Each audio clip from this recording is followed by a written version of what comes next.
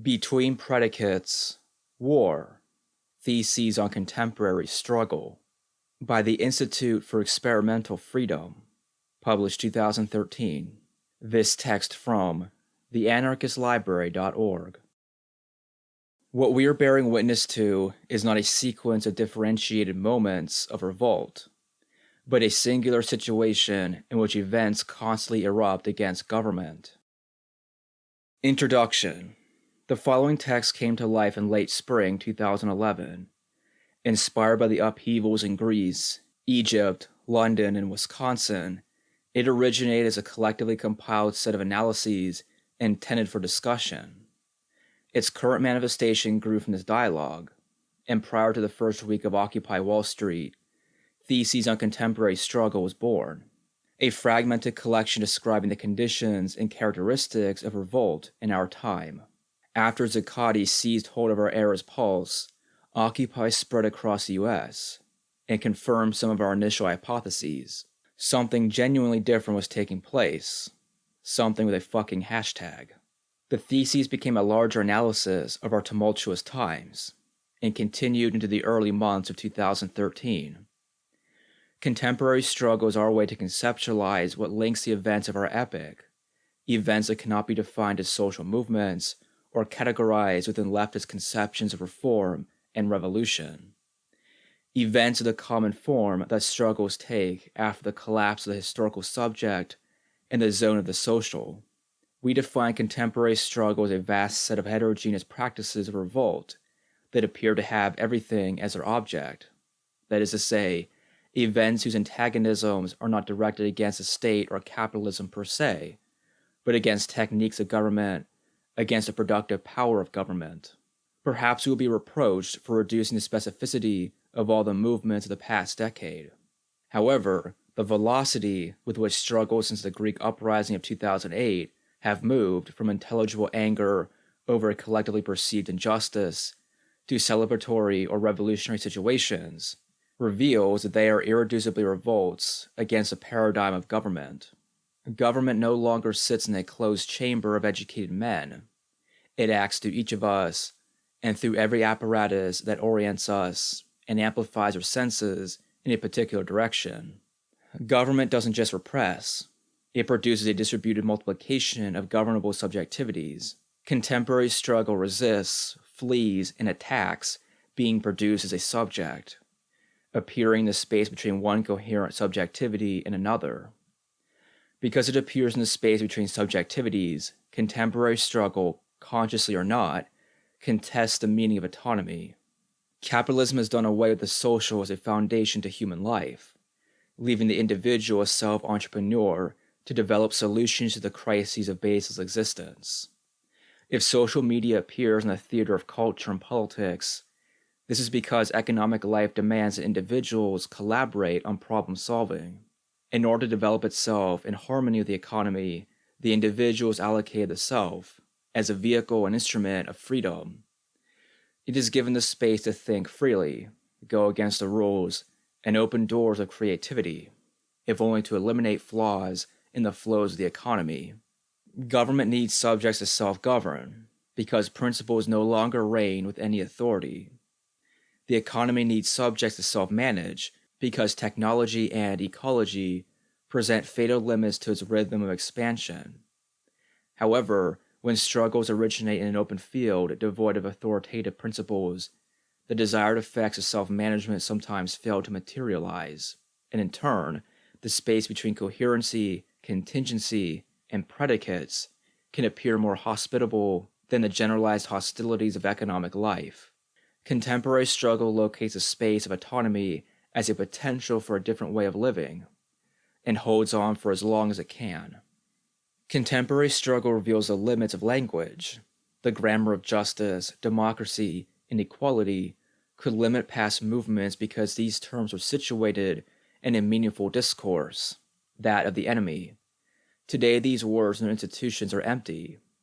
What is perceived as logical and consistency by political pundits is precisely the play of consistency where a new language is being constructed.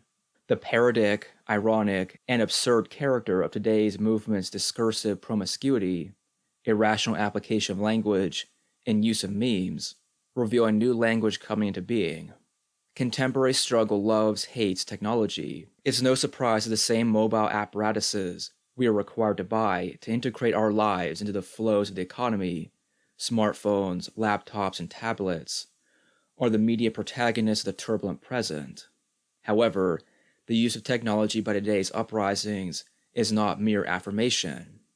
Even the free information movement, from hacking to Instagram flash mobs, from social networking on occupation to manipulating attention spans, contemporary struggle renders technological apparatuses inoperative in their proper form.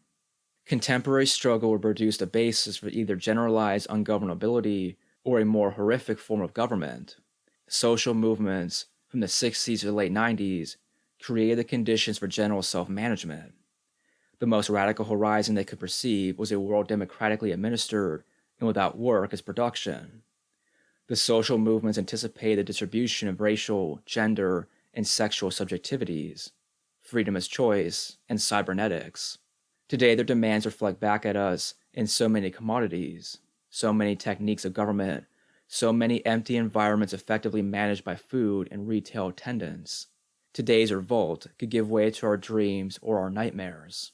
With this text, we hope to achieve a deeper understanding of the situation we are in. We have no illusions that a single text will lead the masses to revolution. We didn't expect that in 07, when politics is not a banana, interrupted the discursive dead ends of U.S. anarchism, or in 09, when the coming insurrection made its English debut, and we don't expect between Predicates, war, to ignite the strategic imaginations of all the lost children who are now playing at being adults. But we can't shy away from our task. Insurrection is made by a multiplicity of instruments and composers, each accentuating rhythm and tonalities. If it is captured by one of the very lacking languages at our disposal, it won't ever be intelligible or resonant. A revolution against government at an ontological and anthropological level is a pretty insane wager, and the cards are stacked against us. No movement has been able to refuse to manage the world.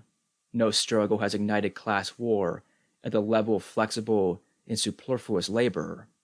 No anti-colonialism has developed a society against the state, and no revolt has been totalitarian enough to abolish the individual.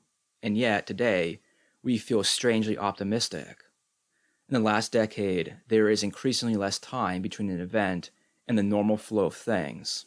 It's less absurd to anticipate an irreversible break with the present than it is to imagine this dying civilization lasting a few more decades. What we are bearing witness to may not be the singular event that abolishes the paradigm of government, but we are party to the insurrection nonetheless. The contemporary situation calls on us to take a position. The task of our time is to construct a world, define what is living in an abyss, and bring together everything it takes to live and fight. It has been said that the state of exception, that is, the dictatorship of the proletariat, is a reef on which all revolutions of our century have been shipwrecked. Upon escaping the camp of Stalinism, revolutionary theorists concluded that attaining a real history of the oppressed would lead to a revolution without the state at its helm. Dictatorship in the party form became ciphers for a state-forming organization, while experiments in ultra-democratic forms of decision-making and techniques of self-management purported to undermine the state-forming urge within organizations. Anarchist and anti-authoritarian theory is wrong to assume that all organizations of force and coercion entail a practice of government, but more importantly, it's wrong to focus its critique only at the level of forms. It is not the organization of faculties, capacities, and potencies into a force that ends with another heap of garbage on the history of man, but rather its weakness as the real movement that pushes history from one epoch to another, not at the level of forms and structures, but at the level of content and practices. A real state of exception and irreversible suspension of the mechanisms of law and economy must displace everything, not just our forms of decision-making. Practical questions must no longer be delayed until a future that never arrives. How will we eat? How will we stop being dependent on government? How will we stop policing each other? Answering the complex questions of how we live is a challenge that can and must be taken up immediately, but in practice, and encapsulated in a vision that refuses to separate destruction from creation. Insurrection need not bow to the limits of history. It can dictate the present, not building a new world in the shell of the old, not attacking from the margins in order to weaken the enemy forces, but becoming ungovernable, everywhere, everything. 1. The potential for the end of politics. Contemporary struggle carries with it the potential for the end of politics, its history and its limits. While analogy is powerful in weaving unrest into a tapestry of revolt, we must take every struggle in its singularity in order to understand it as something more dangerous, and thus more interesting, than its predecessors. Anarchist and Marxist theories regarding the revolutionary subject, theories of organization, and categories of contingency are insufficient for contemporary struggles. At each turn, the working class's proletariat fails to show up, and the anarchist ethical subject collapses into the concerned citizen. Every organization that can sustain revolutionary conflict simply extends the lifespan of government, and no crisis is out of the ordinary for capitalists to fuse an amorphous innovation. The left is internalized into a far more intelligent system than its telos of hope, waiting, and desire. Revealed at its core, modern revolutionary theory is nothing more than politics and false promises. But to say that nothing positions itself against the current onslaught of work and governmental techniques is either ideological narrowness or stupidity. Even if counterattack is weak, and even if there are large portions of every government's population that refuse to join the fray, revolt lives. Contemporary struggle grows from the strike of singularities generating rhythm, not from the heaps acting as a whole. A theory of insurrection must begin from an understanding of how people are rebelling, the tangible antagonistic acts with no foreseeable reconciliation, from the real concrete practices of revolt.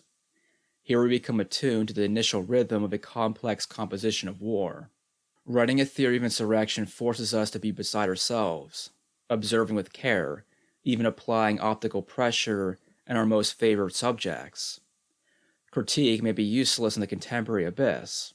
The parodic attempt to use a scientific method in conjunction with the feeling of truth should not be mistaken for authority.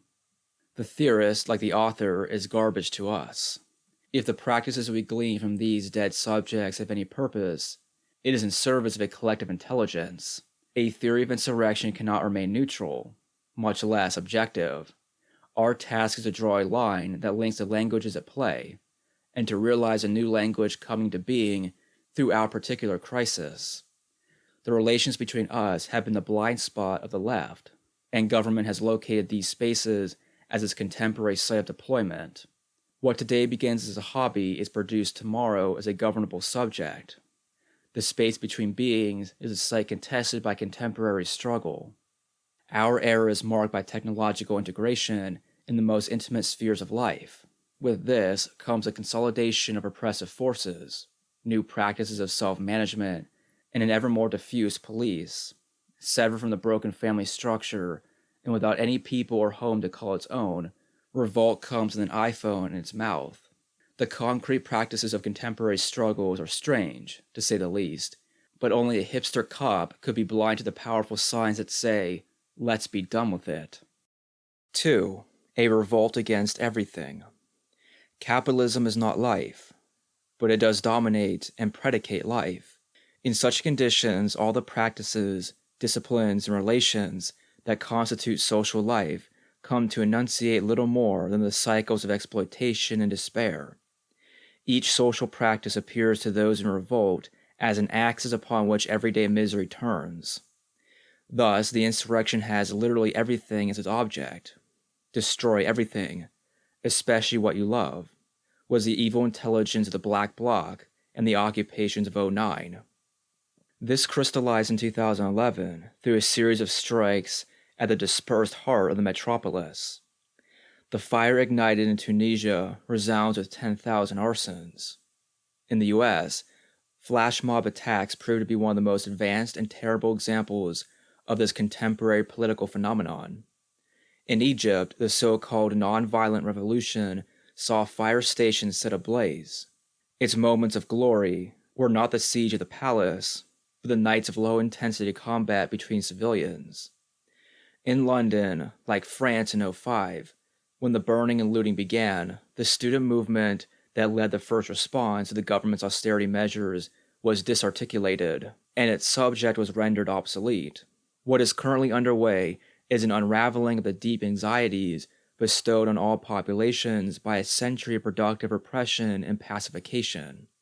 However, contemporary struggle is not marked by popular unity, common demands, or shared conditions, but by significant difference in people's sense of oppression, exploitation, and misery. What these struggles have in common is a diffusion of tactics that attack any production of subjects, from lawful consumption to social media to innocent bystander. The insurrection abolishes neutrality by attacking the closest thing that speaks capital and police. 3. Attacks being produced as governable. Contemporary struggle resists, flees, and attacks being produced as governable. We are bearing witness not to a sequence of differentiated moments of revolt, but to a singular situation in which events constantly erupt against techniques of government. A boorish evaluation of the past decade might draw a distinction between, say, occupations and riots, between affirmative struggles that tend to produce false alternatives and struggles animated by an aesthetic of pure negation. But this perspective still suffers from a certain emotional illiteracy. These senseless critics see the occupations as an essentially social phenomenon, in contrast to their anti-social counterpart. However, contemporary struggle is like a sea where rivers collide with the ocean, sometimes calm, sometimes very violent, and full of many different forms of life. Contemporary struggle is neither social nor antisocial, passive nor violent. It is precisely its incoherent character that gives it strength and singularity. Occupations, riots, the internet, random violence, growing and fermenting food, studying scripture, knitting, making messenger bags, collecting crap, making music, stealing from work, making parties. Contemporary struggle has a lot of characteristics.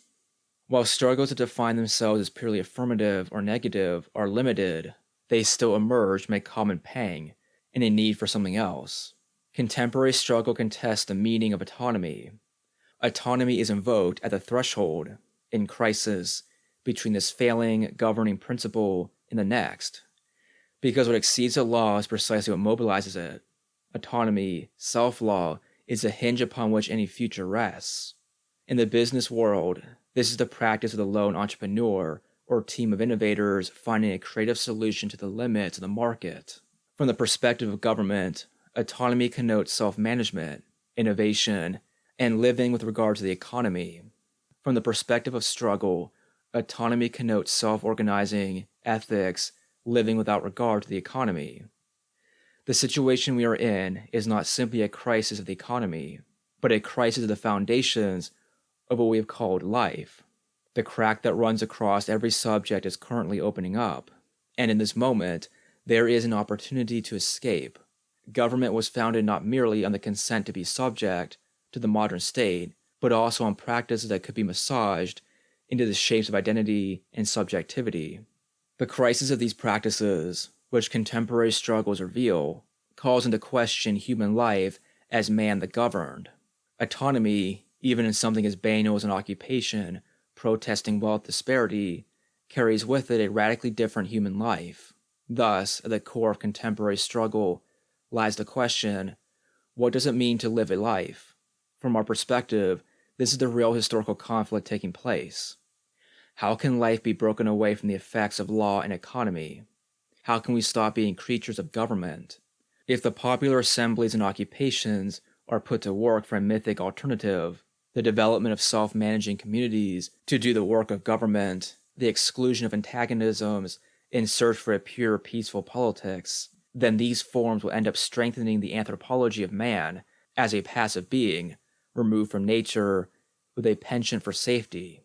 The challenge for us is to develop practices that break the link between struggles and this narrative. If we succeed, the social forms that make up contemporary struggles will be indistinguishable from the antisocial content of our contemporary political moment.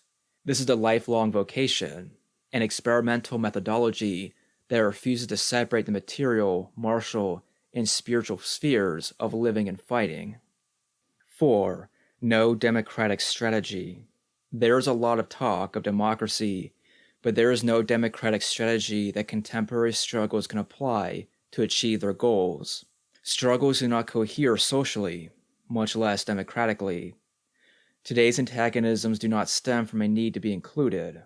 On the contrary, movements appear in and contest the space is not yet integrated. Even the hallmarks of the information age, with its democratization of technology, stem from the need for an outside of private existence. That these practices, social networking, ironic communities, and information sharing, would be remixed and administered only reveals the intelligence of our enemies. An ever more molecular surveillance apparatus, with its electrodes connecting YouTube to the police, works to apprehend, calculate, and predict these movements. The technical and existential spread of work and self-management, with its conduits running through the schools, malls, and other marketplaces, all the way to your smartphone, functions to manage desire into subjectivity. Whether at work, home, or places of leisure, our different qualities and tastes are represented and administered as subjectivities. Got a desire? There's an app for that. Democracy can't confront this because diffuse representation is simply its consequence at a social level. Democracy is a government of absence, an attenuated presence. Democratic government functions insofar as every decision is deferred to someone, or rather something else. Here the true character of representation is revealed. Even in Athens, before democracy was contaminated, as some idiots would say, democracy required first that the life of all living beings, zoe, be subordinated to the life of a particular being, bios. This is how the people could be separate from people or other living beings. Democracy's subject must be absent from all life in order to be present only in the polis. Politics is the administration of city life. The people are produced as nothing but citizens of Athens, that is, the stewards of empire. For those excluded from Athenian citizenship, or the citizenship of democratic government, an imperial logic is already at work. Because the people is always founded on an exclusion, there is always a sphere of bodies from which democracy can draw individuals to include in its framework, to democratize. Just as living beings become the people, the citizen becomes a mere vote in the management of government. Democracy's subject retreats from the daily challenges of living into the zen of being one with the flows of perfectitude. The management of the city and the home is political economy. Democratic order, even in its purest and realist form, assumes a subordination of other presences into the representative, a priori, as a subject originating ontologico-political operation. Our political absence reflects our metaphysical absence. Technologies of control, through diffuse apparatuses, take the place of living, deciding, and being present. But in a world composed solely of representations, in both the political and social spheres, opposition must impose its own ontologico-political operation, the raising of ecstatic presence to the highest ethical level. An antagonism arises when I am not authorized to be here. We see this intelligence in some of the more antagonistic and violent struggles motivated by boredom, alienation, and exclusion. An ecstatic presence, even marked by anomic violence, calls democracy to the fore and reveals it to be as empty in effect as it is in meaning. Presence is the precondition of sense, being in a world, an ability to be open, affected by the details and movements of a world. To be present is to be here. To oppose presence to representation is first and foremost to side with the living against the processes and techniques that administrate the environments of life. Secondly, it is to locate the raw materials from which meaning and sense can be forged. Meaning need not be relegated to a good versus evil matrix, though, where the good produces meaning and evil subtracts it. Similarly, sense need not be reduced only to an ethical framework. Sense connotes both meaning and orientation. The ontological operation of government is managing, directing, and amplifying sense in particular trajectories. Contemporary struggle opens up sense to different trajectories. Morality will fail us. Coming into conflict with the inhuman power of spectacle requires an asymmetrical arrangement of forces. At the symbolic level, democracy posits itself as the good, carrying with it all the force of law and the intellectual and political history of the West. Our good, whether it's dressed in workers' tribunals or anarchist ethics, cannot elude the regime of the law. A head-on collision between hegemony and counter-hegemony is a recipe for defeat. We will have to confront these illusions with cunning, but a new senseless activity beyond good and evil is already in embryonic form. Through the ecstatic, anomic, and also radically self-annihilating elements of today's revolts, a new sense and its accompanying sensation is beginning to reverberate, outmode, and undermine representation's cynical meaninglessness. This new sense is the outgrowth of decisive strikes that interrupt both the production of value or symbolic meaning and the reproduction of ourselves as this or that subjectivity. In such a strike, capitalist being is interrupted by radical presence, and in a world in which the full extent of the law is imposed to govern the slightest deviation from contingent forms of being, ecstatic presence is criminal. 5. The paradox of government. Contemporary struggle reveals the paradox of democratic government. Even though democracy is precisely the technique of government that works to suppress all contemporary unrest, struggles are often articulated as democratic. Democracy has successfully conquered the terrain of political utterances. Given the formal landscape in which non-governmental organizations, politicians, and unions articulate and represent the people, every struggle will demand democracy and simultaneously reach the limited concept of democracy, the indistinction between citizen and police. These facts are not evidence of democracy's heyday, but of its finale. Nothing is more sensible to our time than the absurd image of protesters demanding democracy against the backdrop of democracy's completion. Police, the decentralized embodiment of sovereign power. Democracy against democracy. But when struggles come up against this threshold, they are not contesting the definition of democracy, but the meaning of the people, the operation that founds government in the West. In this obscene practice, it's as if citizens demand meaning be restored to words. But here we find the secret intelligence of our time. There is no longer any people. If there is no people, then who or what rules in democracy? And what are contemporary struggles contesting the meaning of? Occupy Wall Street and its subsequent infestations were no people's movement. They were the initial battle cries of 100 freaky, determined, and uncontrollable war machines. War machines are the particular form of collective configurations that share a world, and, when their world is crossed, enclosed, or forcibly detached from them, transform their shared practices and tools into weapons. Almost all events began as predictable protests, with all the predictable slogans about the people, democracy, and justice, but with dynamic variables, the imperceptible excess of capital. The same force that produced a metropolis as a diverse network of identities and desires went on strike, occupied a space, and attempted to build a gateway for worlds. Sooner or later, each imploded. The participants lost themselves in police confrontations and radical presence within the metropolis, and the husk of the people dissolved as the ethical differences were revealed and took their central role. The people is a subject of government, and thus counter-insurrection. Being together and fighting does not produce a people. On the contrary, it produces war machines. 6. Social movements are limits. The amorphous force of present struggle evades inclusion to a people and thus exposes social movements as insufficient. When opposition, and by extension revolution, was fundamentally posed in terms of a struggle to contest the definitions and boundaries of society, social movements were reasonable hypotheses. It's easy to trace a collage of images from the workers' movement to social movements.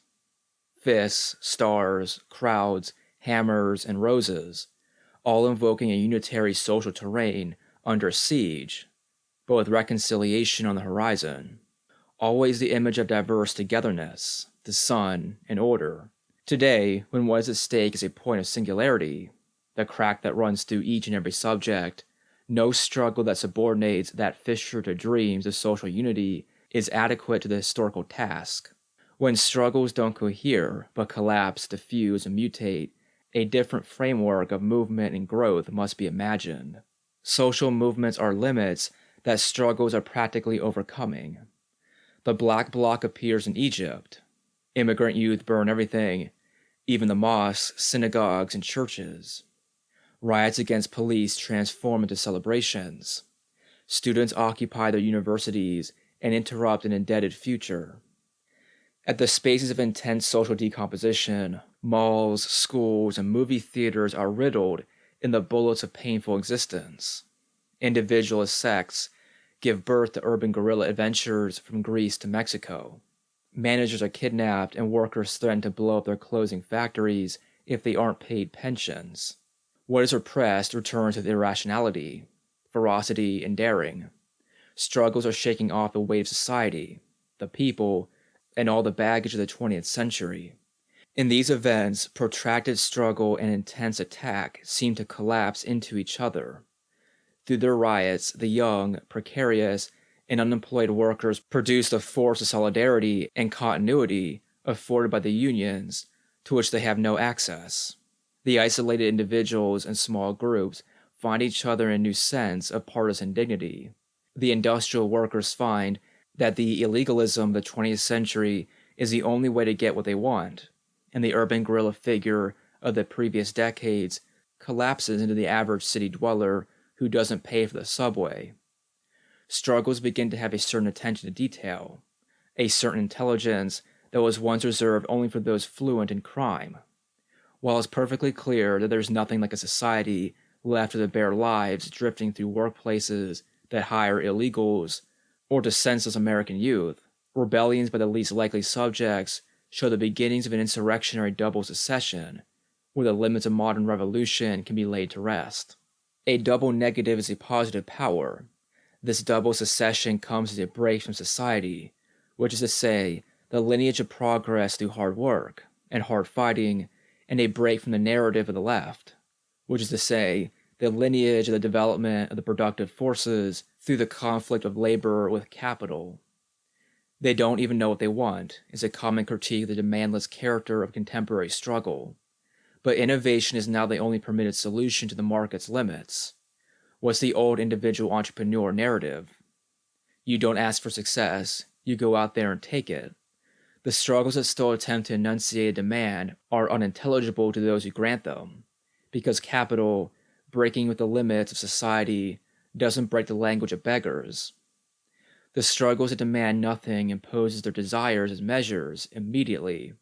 They take place, they expropriate resources, and they defend their gains. In Madison, both the public sector service workers and the Tea Party's demands were absurd, to say the least, and the only way either could make a strike in their own favor would have been to break with the politicians, non-governmental organizations, and unions who work to represent their antagonisms and desires into a social movement. In short, every demand possible, stop the war, abolish the Federal Reserve Bank, stop the cutbacks, appears ridiculous, and the only way those struggling achieve anything is by finding the means to impose their objectives themselves. Someone said success lay less in spectacular confrontations with the police, or in damage inflicted, than on the spreading the practice of confrontation peculiar to the Black Bloc to all parts of the demonstration. Struggles grow, intensify, and become more robust through a spread of practices.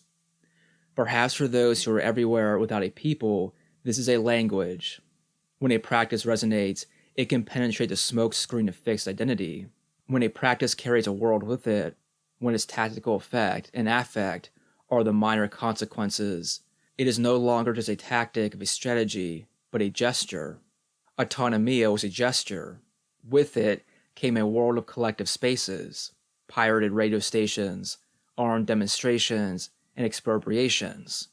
If contemporary struggle stumbles into the question how to stop being creatures of government, the only meaningful answer is revealed through a gesture. Today, every struggle has an ungovernable potential. Some are composed of it solely. From the position of government, this potency can be neutralized by diffusing its intensity and frequency. From their perspective, the ungovernable is an element, a risk factor, which can be calculated and internalized with the same methods that contain crime, poverty, a viral outbreak, so-called terror, or an ecological disaster. And to their credit, these events do have a strange way of signaling each other. They speak of the economic crisis, the terror of falling markets, unemployment, and the dissolution of the middle-class myth. But just because they've rebranded the war on terror as a war on surplus value doesn't change their fundamental strategy in global civil war: neutralize, pacify, and reroute antagonisms. Predict and contain contagious collectivities, and most importantly, strike first. Comprehending how this strategy of war plays out economically and politically reveals the underlying paranoid psychosis and the vulnerabilities of this sad order of things. Government isn't an invincible force. After all these years, it's still afraid of the dark. The force distribution of its neurosis is part and parcel of warding off the real and constant threat of ungovernability, because government knows, in zones of opacity, gestures are born. From our position, the ungovernable is both an event and the world it carries with it. Just as government recognizes a vast array of forces that threaten it, we shouldn't reject the potential of strikes that don't fit within the historical framework of revolutionary movements. Understanding the big picture of social movements and upheaval is useless if our lens is limited to Marxian or anarchist conceptions of how a revolution is made. Nonetheless, while each struggle owes its power to radical difference, there are common questions we all face: how to outmode, outmaneuver, and undermine the forces of restraint and repression are paramount because government still gains its coherence from a productive administration of anxiety. These questions may magnify on the self and on active forces at play, but the fissure of our epoch is not limited to each's own. Overcoming the production of fear crosses off the boundaries of individuals, movements, and ideologies. The ungovernable is whatever gesture that cancels out the force of government. 7. Friendship and crime. Friendship and crime have a secret affinity. Friendship, either through the affinity groups of anarchists or the gangs and cliques of the hood, is a primary mode of organization for contemporary struggle, not organizations founded on common interests or ideas. The success of the democratic technique of government also heralds the arrival of crime as a primary accent in the language of revolt. Crime comes to the center of the political theater because it is an elusive and amorphous practice with no end in sight. Now that everyone's practice is included in the detailed calculations of capital, only criminal practices position us to see the horizon beyond law and economy. Crime is the remnant of the violence extracted from us by sovereign power. Crime is a particular form of presence that becomes increasingly important once governments began to concern themselves with power over populations and bodies. Although police can manage the transgression of this or that law, they cannot prevent the way in which crime orients bodies to each other and their environments. It is precisely the limit of the law and economy that reveals crime as another way of being, and it is precisely the limit of crime, law enforcement, that develops a criminal being's intelligence and need for friendship. This is why governments the world over elaborate and intensify their laws governing conspiracy. The collective arrangement founded on friendship, which emerges in a love that exceeds the criminal danger, is possessed by something, a certain taste, that makes us no longer content with the vulgarity of so many acquaintances and meaningless cowards we are supposed to share time with.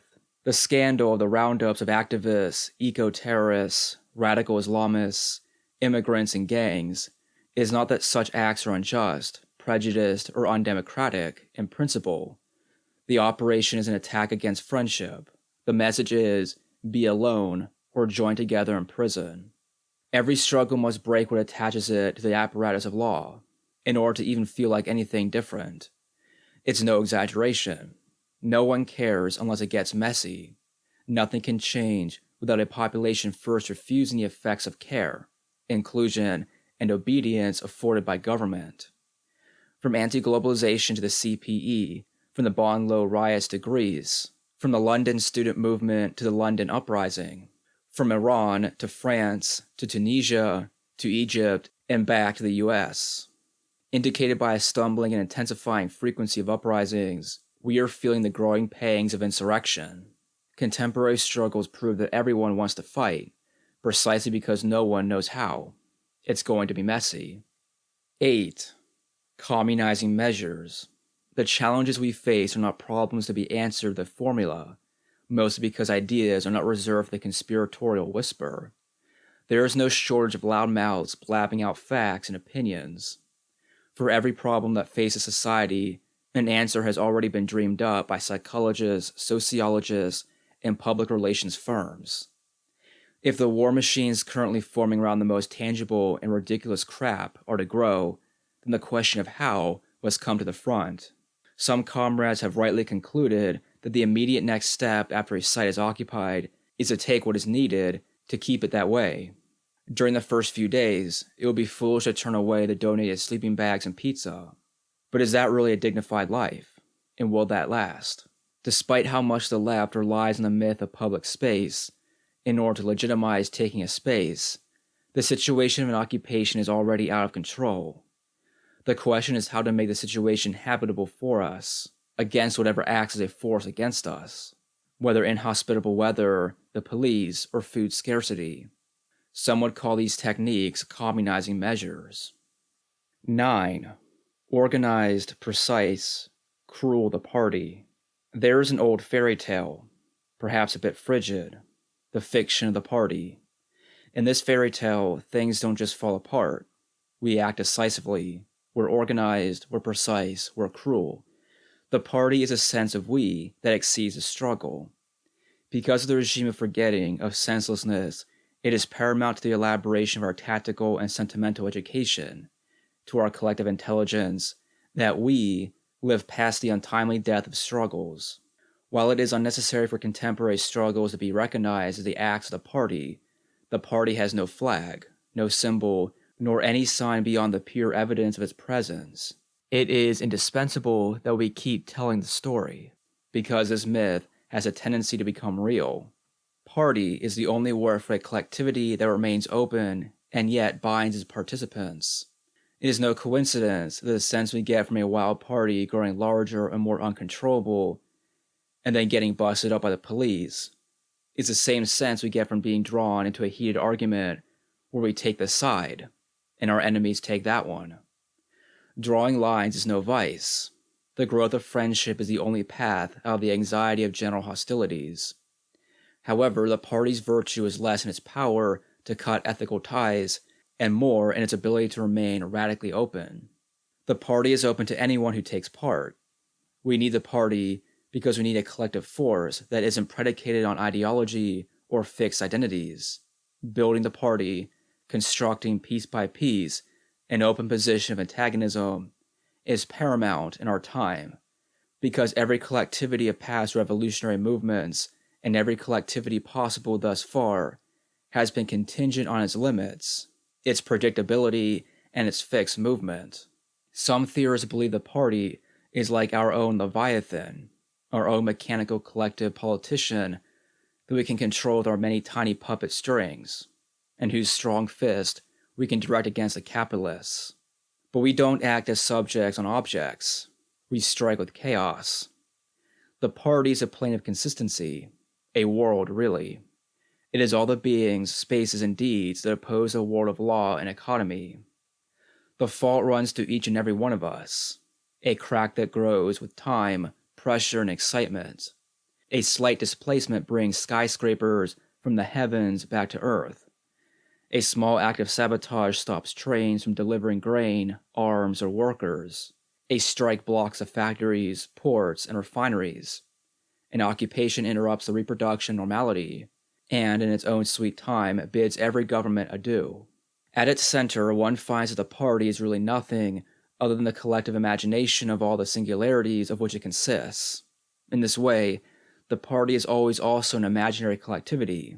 However, once anyone begins to cut the sinew or bypass the boundaries of the individual, there opens a strange fracture in the fields of imaginary and real, and what was once limited to the realm of thought and spirit begins to appear with substance in the material world.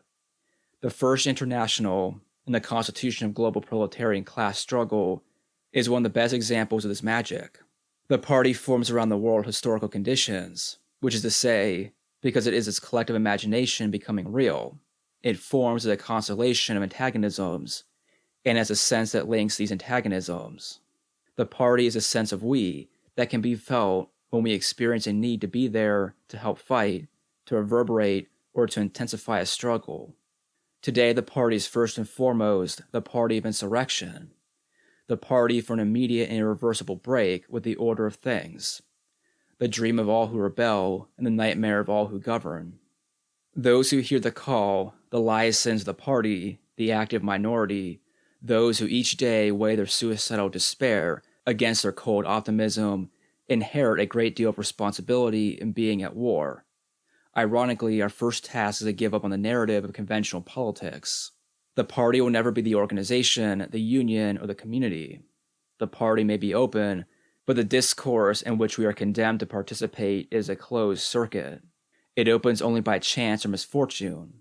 If we are to build the party, we must first understand that to spread the insurrection, to contribute to the existing events, we have to become anonymous in more ways than a simple black mask can achieve. We must learn the assistance of discreet gesticulation to prepare the earth for anarchy. On the one hand, this necessarily means a delicate labor of clearing a path, a labor that shouldn't hesitate to demolish every apparatus that separates living from being, including our discourse. Research the details of how it all works, locate fault lines, and strike. We assist the spread of insurrection by becoming a force that can be assumed by anyone. On the other hand, we are called to construct a plane of consistency antagonistic to empire. Empire is literally everything. Some call it the existent, some call it the hostis. Either way, we are talking about a self-managing, dense network of techniques of government enforced by technology and administered through the careful selections of apparatuses. To construct an ungovernable world within such an ordered environment requires ruptures, openings, and a reorientation of forces. The current cycle of struggles is developing the real time and space for such a rupture, a space for a new sentimental political education where all the old forms can be laid to rest. The party founds a spine, a material and ethical foundation for the process of the development of anarchy, to develop belligerent worlds attuned to chaos, to create laboratories of subversion and tactical experimentation, to found a series of points of encounter, to establish the real material resources and solidarities that equip us to strike. 10. After the Black Bloc. Contemporary struggle congeals around attacks against subjectivation. Practice is not predicated on identity, the obscene, at times violent demand for nothing. If democracy is a politics of absence, then the demand for democracy is a demand for nothing as well. In many ways, the anarchic forms that grew from anti-globalization anticipated these experiences. In the US, an isolated petri dish of intensities peculiar to the Black Bloc formed an insurrectional tendency that attempted to force open a window through which every antagonism could enter. Here, the practice of convergence was applied to smaller contexts than global trade summits, and tactical sciences were deployed at tensions within the metropolitan fabric. With the practice of public assaults through the use of cultural gathering points, this tendency reverberated flash mob violence at a lower intensity. With the practice of occupation, this party of anarchy tried to cross subcultural divides and ignite conflict over territory. The premise of all this was, willful acts can inspire struggles that multiply at local and regional levels. While there are lessons to take from these experiments, the line that runs from small riots to university occupations ultimately concludes at the same threshold. For example, rioters at the G20 summit in Pittsburgh in 2009 could move the territory of the riot across the city, away from the concentrated police forces toward more vulnerable spaces. but could never make it generalize. When the opportunity for this moment arrived, the rioters failed to connect the tear gassing of student dorms in Pittsburgh with the occupations that had just begun in California. The school occupations produced a moment of conflict, but couldn't persist past a day of action. Students and radicals joined the fray for a short while, but the hypothesis that a small group could fabricate an event was wrong. Events are not the act of subjects. Singularities spring forth from the complex effects in the multitude, not merely the conspiracy of an army of 1 or 10. The insurrectional trajectory of these riots and occupations was predicated on the correct ethical and theoretical hypotheses. Contemporary life is pain, and any small displacement might set off an insurrectional situation. However, the strategy and vision of this thread was altogether lacking. If in certain parts of the U.S. this trajectory continues to hold sway as an experiment in developing dangerous territories, this is only because insurrectionaries have been fortunate enough to encounter new struggles at hubs of antagonisms. If we don't wish to relive the isolated suicide of the avant-garde, then insurrectional strategy must be rethought. While the present revolts continue to signal more revolts, there is no need to force open a window for struggle. The Greek conspiracy cells of fire make this strategic, but not ethical, mistake. The window is already wide open. The task contemporary struggle places on us is not to increase the intensity of attack, but to extend its territory in duration and space. An insurrectional strategy has to comprehend the common experiences that constitute contemporary struggle. At the same time, it must bless itself in the ecstatic presence, aware of the complex details, and capable of acting with finesse. 11. Government is technological. In 2011, governments fall across the Arab world, and as in every other revolutionary tragic comedy, the governments are replaced. Revolution still clings to the state. In the spirit of radical obscenity, the U.S. explodes in a series of occupations inspired by the images of the revolutions that concluded in conserving the government in North Africa. Here, the movement of squares is incredible false consciousness. One of its more charming virtues drives it from the position of angry, isolated weirdos to the position of utter madness. While there is no lack of preposterous revolutionary ideas haunting the camps, madness and crime, what we would call determination and intelligence, continues to exceed the limits of revolutionary discourse and practice. With the force of their duration, the occupations build a sense of connection to their space, to the world of mic checks, general assemblies, and dangerous determination that they collectively inhabit. When the police come, the occupations come out swinging. From V for Vendetta enthusiasts to port blockades and a general strike, from a strategic nonviolence to slashing cops and pouring mysterious itchy and burning liquids on them, from a centralized occupation sequestered away from most people to an explosion of mobile blockades of thousands at the critical sites of New York City's economic flows. While pundits claim Occupy as the American extension of the Arab Spring, the sequence unfolding is actually the acceleration of an insurrectional process that first announced a singularity and difference on the eve of December 6, 2008. The U.S. wave of occupations heeded the call announced in Greece, extend the occupation, opened up by the self-immolating singularities in Tunisia, and remixed with the low-intensity combat in Egypt. Its most notable accomplishments lay less in whether or not it actually occupied Wall Street than in how it tore a hole in the capitalist space-time continuum. Now, whether it's called Occupy or something else, whether it begins with some embarrassing critique of corporate greed or pure hatred of citizenship, the festering abscess of society's pretty face is growing. In this process, social movements fold over and reveal the ethical forms of life coming into being, forming into war machines. In many ways, the first phase, in which a rupture opened up the space to ask questions concerning ethics, autonomy, and violence, is complete. However, contemporary struggle must keep learning how an uprising can avoid ending in a democratic junta.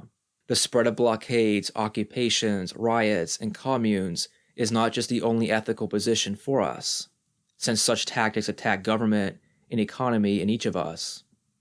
It is the only effective strategy because these operations result in an interruption and break down the circulation of value. While these tactics are taken up in so-called extreme cases, an examination of how they are effective shows why they should be the first of many last resorts. These tactics reveal what exactly we are fighting. Government no longer sits upon a throne or in a closed circle of educated men. It acts through every citizen and oversees every relation between us. It functions through a circulation of flows within networks. The fact that your smartphone can not only record every utterance, but also map who you've encountered is no small coincidence. Government is technological. The state, as that original mover and shaker of all things political, has disappeared. Still waiting for the funeral is its loyal opposition, modern revolution, sad and very lonely. What remains is pure governance. Here it is really possible to speak of a government of the earth, whose only real opposition is anthropological and ontological, rather than political or social in the conventional sense. At the center of contemporary struggle is the question, what does it mean to live a life? It is the boundaries of human life that are at stake in the government of man. Unfortunately, biotechnology, nanotechnology, and cybernetic logic couldn't agree more. 12. How to make apparatuses stop working. Technology has not only spelled disaster for the romantic's fantasy of nature, it has driven all being into crisis. As the modern state grew with its religious co-pilot, the economy, technique outmoded belief, giving birth to a real language and science of the technique. It was this particular science that gained increasing popularity as the modern state began to concern itself with the government of populations rather than territories. And it was this language that gave political economy a voice, or perhaps we should say a song. Here, the disappearance of the state, through the language of techniques, government can be applied economically with the increased diffusing of apparatuses to watch over, judge, and manage the coming into presence of beings. The practical critique of the ontological essence of technology must deepen. A new, substantially different Luddism will give the insurrection the vitality to engage in an environment that is totally foreign and totally designed for control. Radical environmentalism saw the sabotage of genetically engineered crops, attacks on research labs, and the arsons of the Earth Liberation Front. Beautiful gestures, but essentially a moral critique of the conditions wrought by progress. As with all moral critiques, a solution lay dormant, just waiting to be conjured up by an ambitious ethical marketing student or green developer. If technology is not just machines, though, but a certain way of controlling the coming into presence of being, then an effective attack should focus on the point at which control is administered. Like the strikes, blockades, and riots, this will be effective only insofar as it reveals an intelligence to those in struggle. A nuanced understanding of how this world functions peels away the layers of techniques of government, police measures, and flows of capital to reveal not an ideology of domination based on an original fear of death, as was a prominent conclusion of primitivism, but instead a tiny beetle at the lever, a diffuse operator, the apparatus. Engaging this vast integrated network becomes less of a Sunday chore, a courageous labor of guilt, and more a series of experiments aimed at answering the perverse question, how to make these apparatuses stop working. Here our literary predecessor is not the glorious Spartacus, but Americana's Huck Finn. To assume such child figures is never to assume a naive innocence, but rather a mischievous cruelty. The child engages everything as a toy, often first completely dismantling it, then finding some new disturbing use for it. As such, there's nothing gained by hating apparatuses per se. We must reorient ourselves to the fact that apparatuses are really just toys, waiting to be freed from their proper use. We should fuck with them, cause them to malfunction, and use them in new disturbing ways. Pepper Spray Cop, an internet meme, initiated by repression of students at UC Davis, is one example of how some apparatuses can be made to malfunction. However, we can assume that just as a troublesome child tends to reduce every toy to something ingestible, to engage apparatuses strategically is going to involve a fair bit of teeth. In our time, lies give birth to truth. The terror of the internet was believed to have caused the anti-globalization movement and its accompanying riots, a ridiculous claim. But today this insane delusion actually becomes real with the incredible power of spectacle. YouTube and RedTube collapse into a single pornographic virtual reality game, where we score points in real time and judge the merits within our own online communities, who also exist IRL. Sex and violence, not as pleasure, but as a fatal strategy. One imagines that there are online forums preparing for the next rampage shooting, social networking sites where the next violent flash mob could be organized, and all this communication now indistinguishable from the nightmarish fantasy of the society's youth, whether they be isolated or a group. The assault on apparatuses ebbs and flows between ignorant ass shit, like videotaping your friends shooting pellet guns at strangers, and intelligent gestures from which a new common understanding can be extracted. While the former remains to be fully developed, the latter has been very instructive. When the so-called scum of the banlieues, who spent a month burning and looting in France in 2005, organized their attacks with cell phones and social networking sites, they showed precisely the limits and potential of the cell phone apparatus in the future of social networking. Fast forward half a decade, and the potential school shooters of 4chan use their smartphone's Twitter application as to the second media outlets during the various raids on Occupy encampments, while London, Oakland, and Milwaukee are trolled IRL by nihilistic youth who want to get what they've been denied. The same thing that creates the potential for mobile government and a more precise application of judgment and discipline creates the potential for a more advanced and informed chaos. In these experiments, we begin to see how an apparatus might be deactivated, and in doing so, opened up to a field of free play. How curious that the very apparatus is concerned with the economy of information, that tiny snitch that I carry in my pocket, which is convinced that everything and everyone must be conspiring against its regime, might also be put to use to obliterate that economy. Anonymous began to establish its strength and political sensibility during the 2010 Iranian uprising, providing online forums for on-the-ground rebels alongside speculative and somewhat absurd instruction manuals by ex-military and infantile anarchists alike. It opened the doors to a new radical discourse, distributed denial of service, DDoS attacks during the Tunisian and Egyptian uprising were a growth of this power. The assaults by the anonymous mutations, anti-sec and lol-sec on credit card companies and private prison corporations are the deepening of this playful cyber war that, since Occupy, draws no line between the internets and IRL.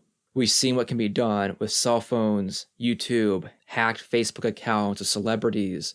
Now let's see what can be done with entire data centers. 13. The gesture of the ungovernable. One old myth of revolution centered on the strategic position of the industrial working class, a social location in transition, a social class always increasingly dispossessed. The strategic location was the factory, because it was the point of production of the capitalist form of life. The time clock, the extraction of value, the commodity, all the relations that spread through the workers reproducing themselves as such. If such a vital location could be sabotaged, this process of production could be interrupted. The general strike was a gesture that, in one fell swoop, interrupted the point of production of the economy, the factory, and the point of reproduction of the economy, the worker as worker. The worker of industrial capitalism could negate capital and negate itself, canceling out the two forces of capitalism in a sort of pure means. While much has changed, for one, the place and composition of the class that abolishes class society, other contingencies of this old myth are still useful. By doing in a different way precisely what we are subjectivized to do, we can still negate ourselves and the economy that acts through us. We need a violence, a means, that has no end to justify it.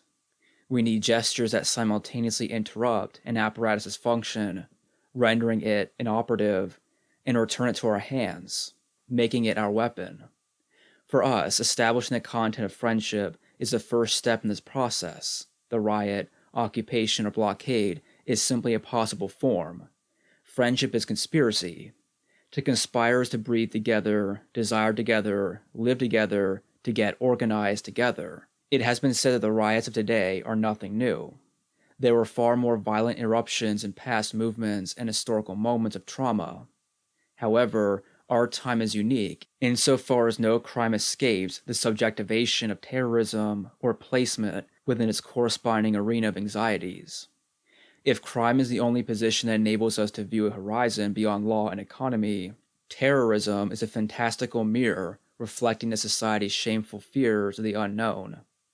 Alongside the strategic function of the media stupidity that conflates black blocs with terrorism, there is also a historical truth. Contemporary social conflict reveals the origin of politics, terrorism, to society. Get organized as a force, and they will call that terrorism.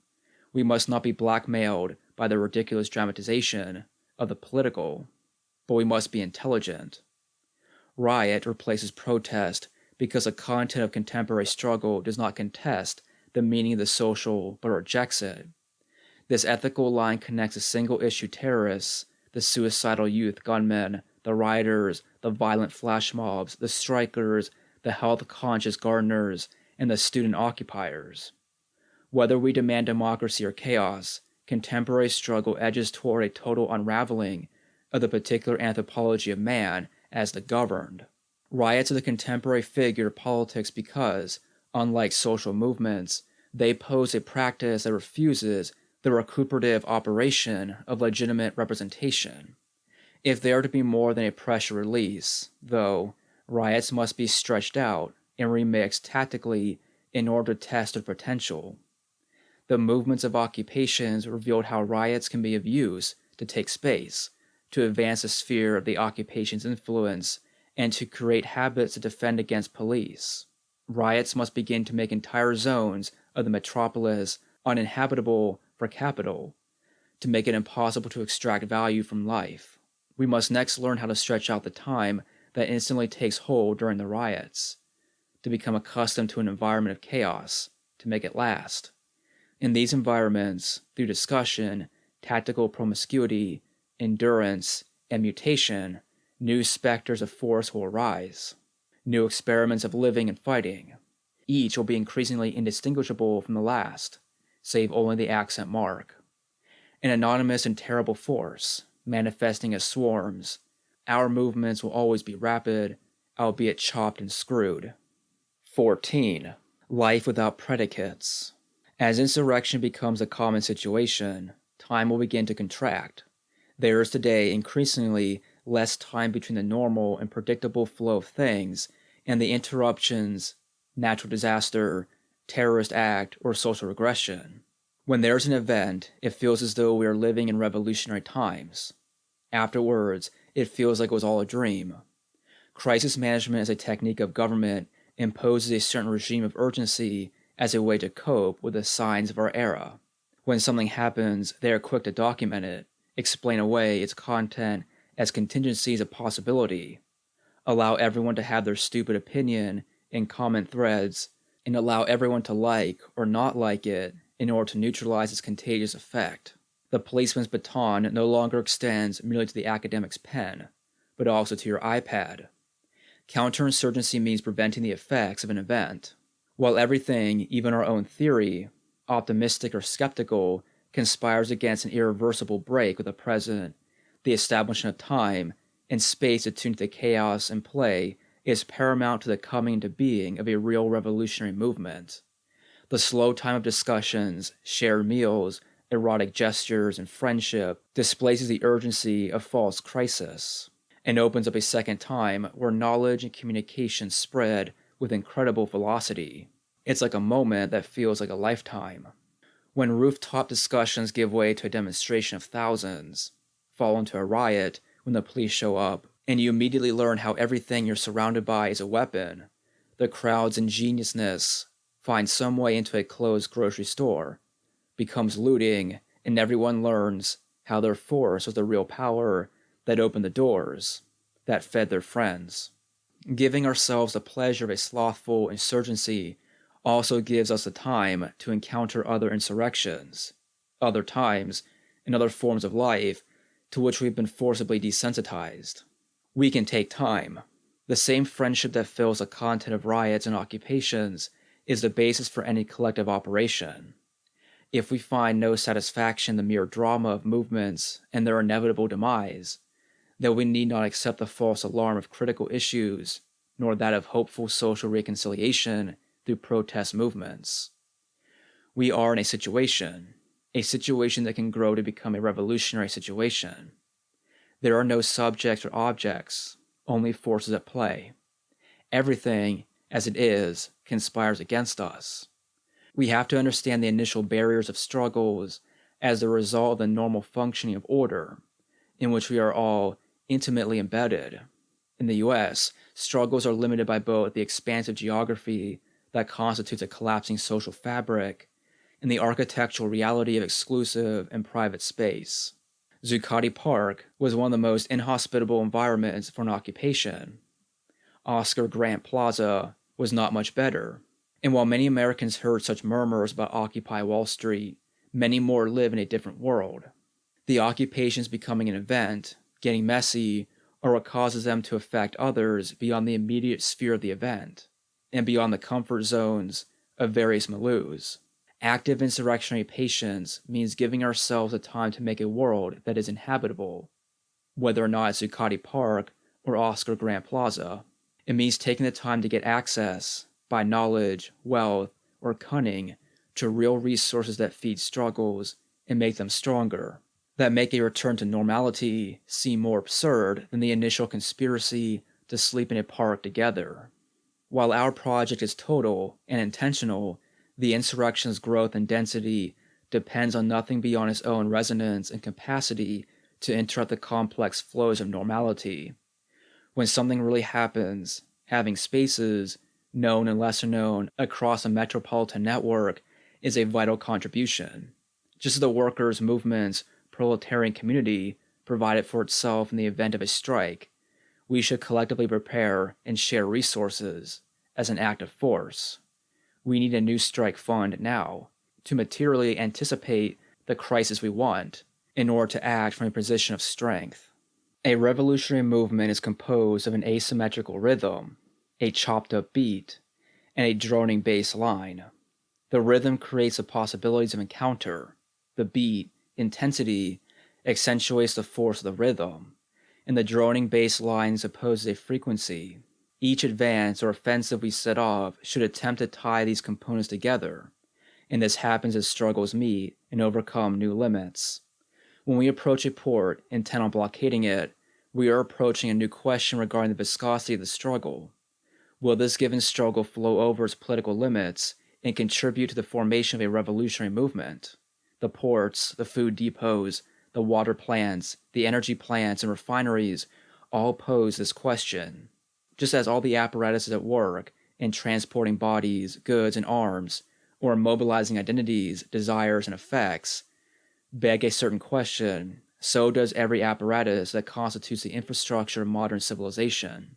The tension of this narrative consists of joining together these elements in such a way that rhythm doesn't give way to new subjectivities, content with themselves, that the beat or intensity doesn't give way to aesthetic fetishes of violence and negation, and that frequency doesn't give way to confrontation without force. Every successful occupation, blockade, strike, or riot that collectively and contagiously requisitions an apparatus or node of the economy sets an example for how insurgency grows into revolution, not by the mere tactic or target, but by the content of the entire operation. How to make these things work for us against them, first and foremost, assumes hostility and then enmity. Since the Argentinian 2001 economic collapse, this age of tumult has failed to move beyond the modern locus of power and faculty. As the Greece '08 uprising proves, it does not suffice to merely defeat the police in the streets and devastate the avenues of commerce. As the Arab Spring proves, you can defeat the state, and government will survive. If government is a technological administration of life, then an irreversible rupture can only mean seizing control of the locus of production and distribution, of the infrastructural nodes. Moreover, it means deactivating them, rendering nuclear power plants, oil refineries, electrical power grids inoperable for empire, cutting off access to police internal communication, taking over and shutting down TV stations, redirecting electrical power, and seizing the infrastructure of data centers, opening up all the supermarkets and transforming every fertile space into a place where things grow, communizing everything. It means having access to the basics that feed and nourish the insurrection. But also it means getting access to everything that makes us want to keep living and keep fighting. Spreading insurrection, building a revolutionary movement in the most inhospitable condition the planet has ever known, is a difficult and dangerous task. Faced with the threats inherent to this project, the history of counterinsurgency, political assassinations, deportations and torture, and the present threats of indefinite incarceration or elimination via flying drones, it is understandable why most people opt for the security of obedient survival. Our task is to make living possible, penetrating deeper than the intelligence agencies into the fractured heart of the everyday. We will develop the necessary means to outmaneuver, outmode, and disarm counterinsurgency. We will build, piece by piece, moment by moment, a radically open, ungovernable position across rivers, mountains, oceans, identities, and languages. Of course, we will have to take time. Flags will be tarnished with blood, and we will become more terrible than the worst nightmares of government. But in this time that we take, that we make ours, we will discover, construct, and remix all the mundane practices we've taken for granted. We will become enchanted with living. We will find deeper ways to be loved beyond romance. And we will know death, madness, and ailment still with fear, but without anxiety. Our idle hands will be a virtue, and our laborious hands will be free to work with care and play, pleasure and cruelty, to build and destroy. There is no other way. And as soon as the first space is irreversibly made inhabitable for communism, as soon as a new rhythm of anarchy takes hold, the paradigm of man, the governed, will come to a close, and life without predicates will begin on earth.